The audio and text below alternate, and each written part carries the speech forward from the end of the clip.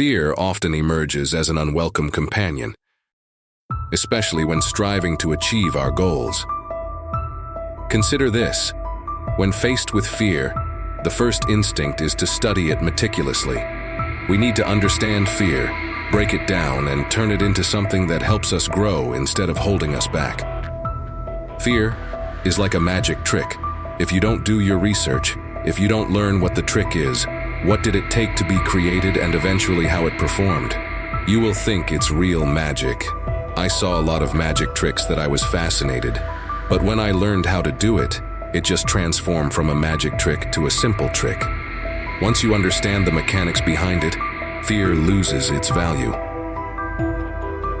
I had a fear of failing, so I wasn't taking any steps towards what I wanted to do and what eventually will lead to my goals. And I started thinking, what is that fear that holds me back from achieving what I want? What can I do to overcome it? The moment that I was start learning enough about the actual fear, not the failing, but the subject that I was feared to fail, the fear become familiar. I started making steps. I now have knowledge about it and am trying to be intelligent in my own fear. I still have fear of losing, but in the process I realize that I am not afraid of losing battles. I am afraid of losing the war.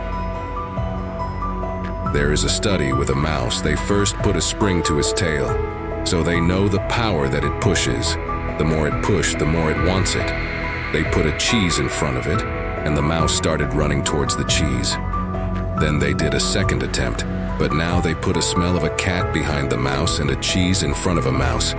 The mouse started pushing even harder. Understanding both the attraction of the reward and the repulsion of the fear allows a more calculated and empowered approach. So learn what you fear. Jim Morrison said, "Expose yourself to your deepest fear. After that, fear has no power, and the fear of freedom shrinks and vanishes. You are free. By exposing yourself to the fear, you then have the power. Learning as much as you can about your fears, it will make it easier to be exposed to them. Facing your fears is not about recklessness, but about informed courage.